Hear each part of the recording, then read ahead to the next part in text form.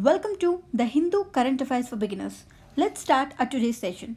Before starting our today's session, first let us see the answers for the questions from our previous video. Consider the following items.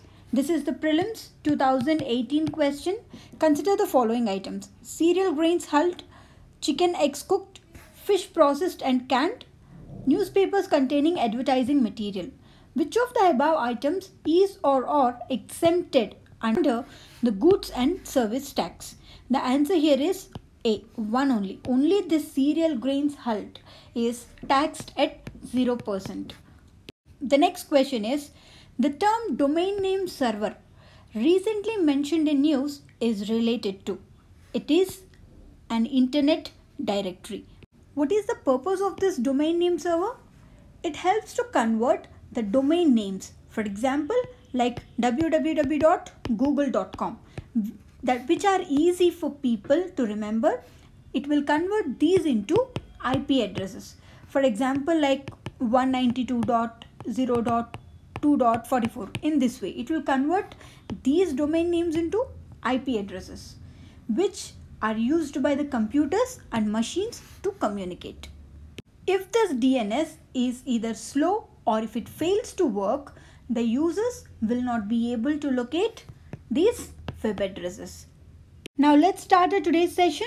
These are all the topics that we are going to cover in our today's video. Our first article is Uneasy Calm in Arunachal Pradesh capital. This article comes under GS paper 2 under the topic of governance.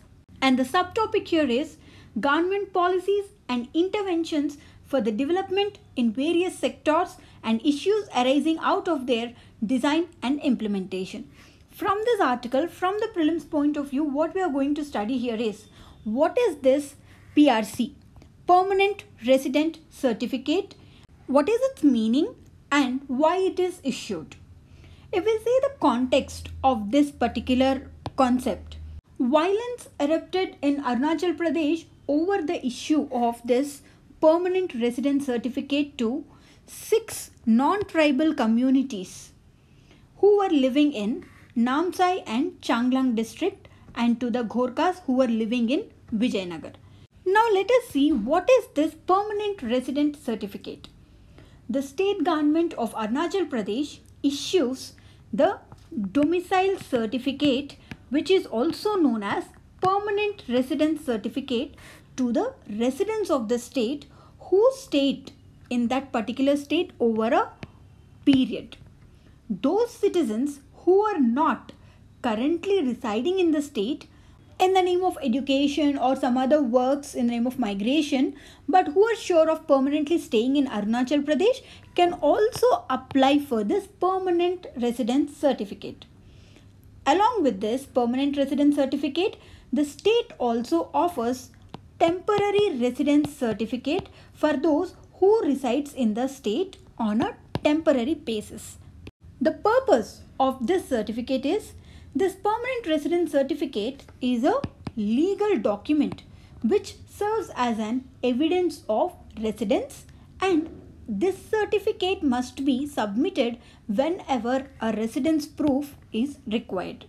And this certificate should be produced in many situations, such as like admission in educational organizations, job reservation under specific quotas, especially for the government jobs, and to get local preferences. And even to apply for ration card, this permanent residence certificate is very important and it is mandatory.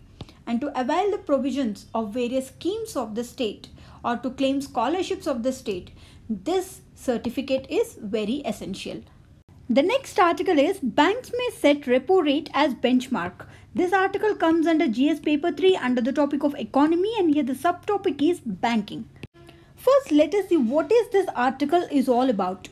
See, we have RBI, banks, and these banks will lend to its customers. It can be an agricultural loan, industrial loan, or it could be a home loan, automobile loan, anything.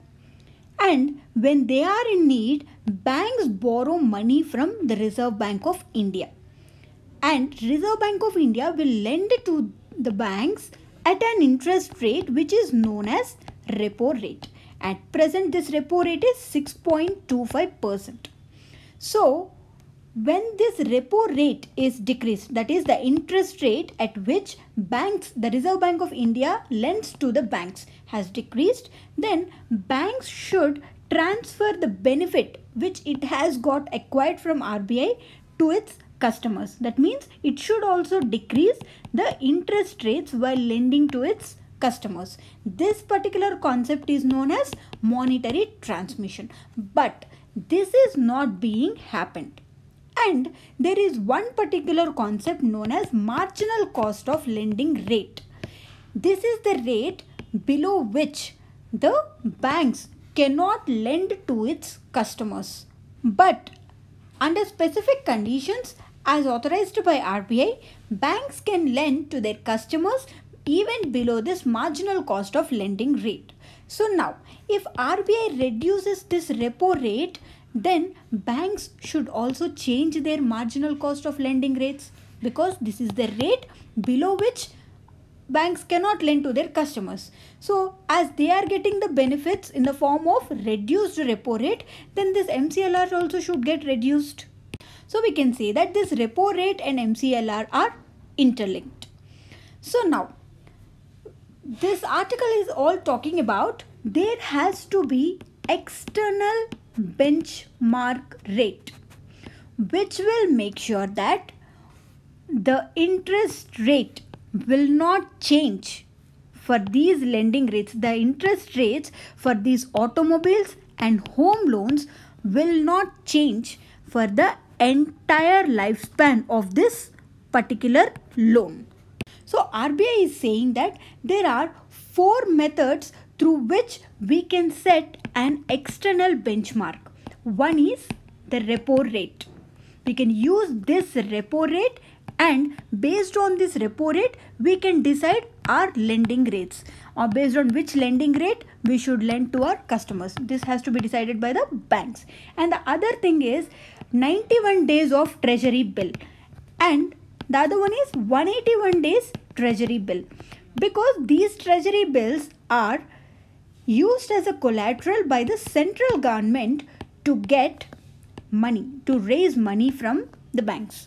So based on this interest rate the central government is paying through these treasury bills, also the lending rates can be fixed. They can also be used as a benchmark to fix the lending rates. And the other thing is, here there is mention of Financial Benchmarks India Private Limited. Here they also say about an external benchmark rate. So the RBI is saying that out of these 4, one has to be taken as an external benchmark rate to fix these lending rates. But the banks were opposing for this move, because they were saying that their deposits or their liabilities were not entrusted or related to these external benchmark rates. See, now let us take a bank. This bank will get its capital from the customers who will come and deposit. But for those deposits, bank has to pay interest, right? This is a liability on bank's side. Now, using this deposit, bank will lend to its customer at a higher interest rate compared to the interest which it is paying to its depositors.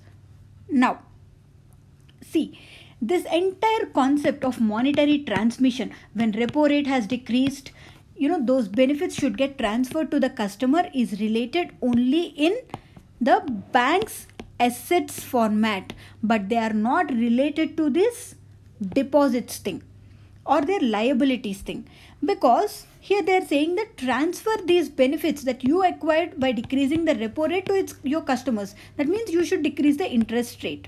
But this interest rate, using this interest, the bank have to repay the capital to the depositor along with some interest rate.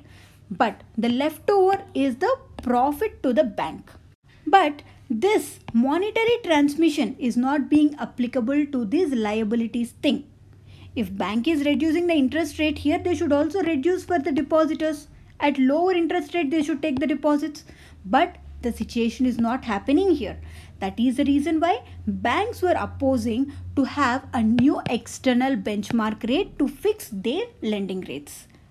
The next article is drought less probable this year. SkyMint. This article comes under GS paper 1 under the topic of geography. From this article, we are going to see about a concept known as El Nino. Before going into this concept, let us see about this monsoon.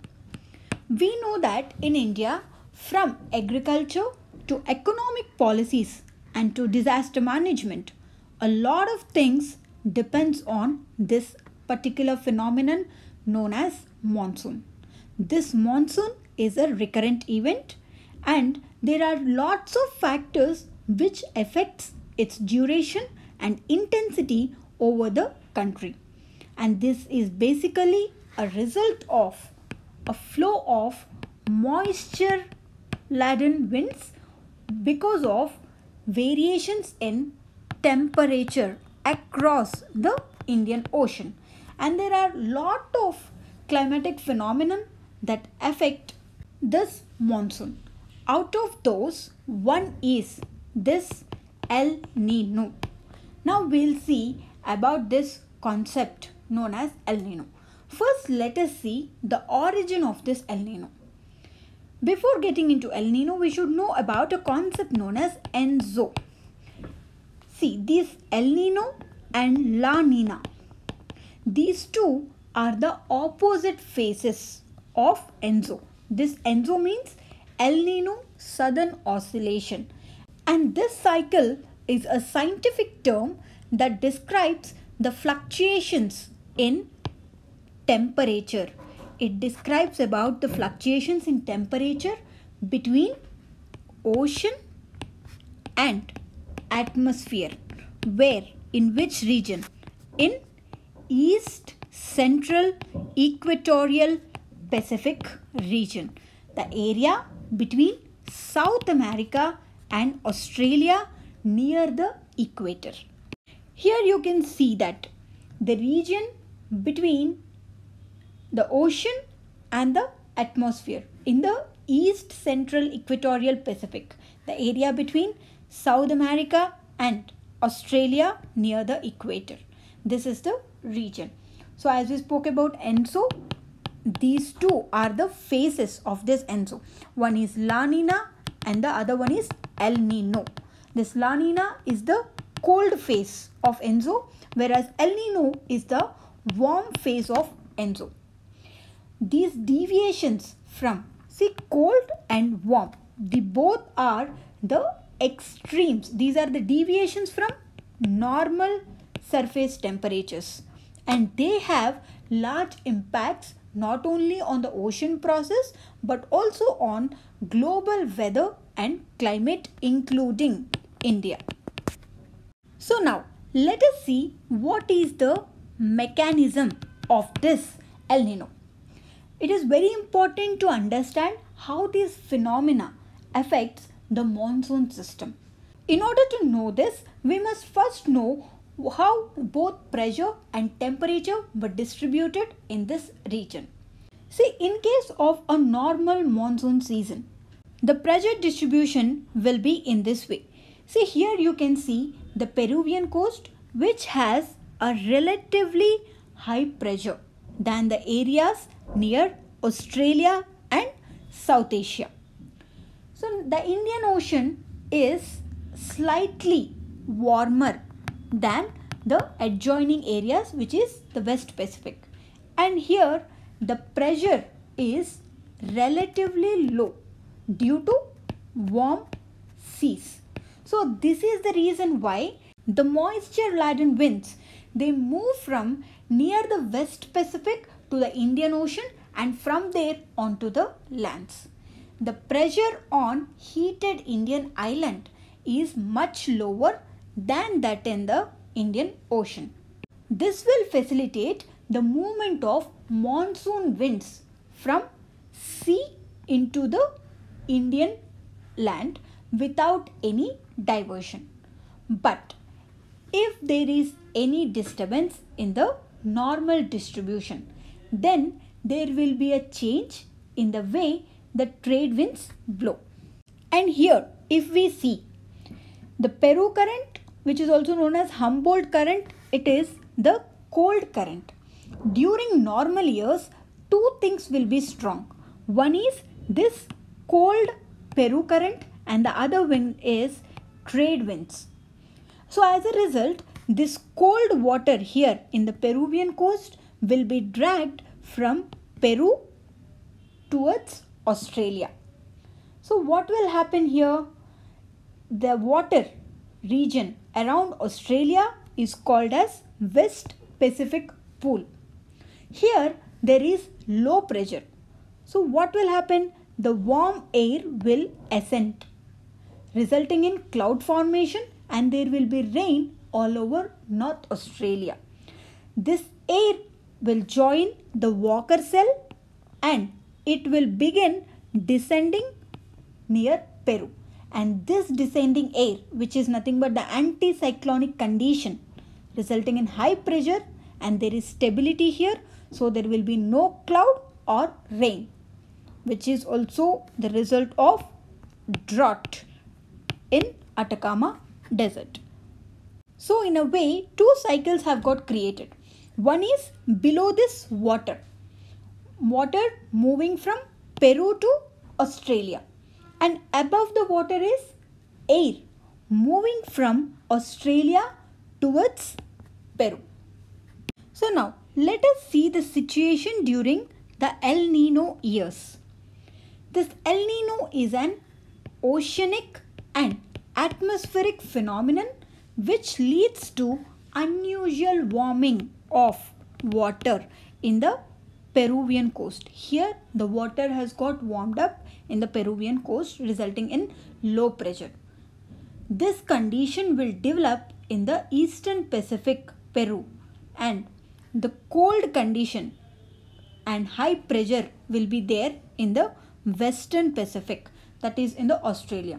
Since pressure is inversely related with the amount of rainfall, this El Nino will cause drought situation in Australia and Southeast Asia, and this also leads to reversal of pressure difference. As we spoke here for normal years, this is also creating pressure difference between India and Pacific Ocean, which is known as Southern Oscillation. So this El Nino Southern Oscillation will weaken the trade winds. So the reverse is happening here. Near the Peru coast, there is huge amount of rainfall, whereas it is leading to a drought situation near this West Pacific. And this drought condition will decrease the agriculture output and leads to food inflation in case of India. And it also leads to declined supply of agricultural outputs, which like cotton, oilseeds, sugarcane, which will negatively affect the textile, edible oil and food processing industries. When it comes to the world, the drought situation in this Southeast Asia and Australia will hurt rice and wheat cultivation. And the warm condition over this Peru coast, which is unsuitable for plankton population and bad for fishing industry. So birds will migrate in search of fishes, and the flood situation in South America and US Midwest might lead to the decline in coffee and corn wheat production. So now to put it simply, this El Nino effect occurs when surface temperatures in the Pacific Ocean continuously rises above average for several months, will in turn affect the weather adversely in many parts of the world. The next article is Don't Tinker with the Special Status. This article comes under GS paper 2 under the topic of polity. From this article, now let us see what is this article 35A is all about. This article 35A is incorporated in the Constitution in 1954, and this article gives the state Jammu and Kashmir legislature to decide who are all the permanent residents of the state. And this article provides them with special rights and privileges in public sector jobs, an acquisition of property in the state, scholarships, as well as public aid and welfare. If a native woman marries a man who doesn't have a permanent resident certificate of Jammu and Kashmir, then that woman will be restricted from her property right. The instrument of accession gave only limited rights to the center to interfere with the autonomy of Jammu and Kashmir. This is why this Article 370 was introduced to recognize special status of Jammu and Kashmir. And according to the Jammu and Kashmir Constitution that was adopted in 1956, it defines the permanent resident as a person who was a state subject on May 14 of 1954 or who has been resident of Jammu and Kashmir for 10 years and has lawfully acquired immovable property in the state. Only that person will be considered as a permanent resident. It only empowers the Jammu and Kashmir legislature to alter the definition of this permanent resident only by a law that is passed by 2/3 of the majority. And this provision of permanent resident, it bars Indian citizens other than the permanent residents of Jammu and Kashmir from getting settled in the state and acquiring immovable property, seeking employment or doing any trade or business. If state makes any law regarding this, then even that law cannot be challenged before any court. And this also denies property rights to the woman who marries a non-permanent resident and also her children. The next article is PPIs get 6 months more to finish KYC. This article comes under GS paper 3 under the topic of economy. From this article, now we are going to see what are these PPIs. Prepaid payment instruments. What are these prepaid payment instruments? These are the payment instruments that facilitate transactions like purchase of goods and services, including funds transfer against the value that is stored on such instruments. To put it simply, it is nothing but the usage of our debit cards, credit cards, all these. And the value that is stored on these prepaid payment instruments will represent the value paid by the card holders by cash through a bank account. There are many varieties of these PPIs, including smart cards, magnetic stripe cards, internet accounts, internet wallets, digital wallets, mobile account, mobile wallet, paper vouchers, and all these instruments which can be used to access prepaid amount is known as a prepaid payment instrument. And this sector is regulated by the Reserve Bank of India, and as per the Reserve Bank of India regulations, there are 3 types of prepaid payment instruments. One is closed. There are 3 types. One is closed, another one is semi-closed, and the other one is open system payment instruments. First one is this closed prepaid payment instruments. These are usually issued by businesses or organizations for buying their own products or services only. We were hearing about these metro cards. We had these metros where there is metro prepaid card, and these can be used only for shopping in metros. And the next one is semi-closed system payment instruments.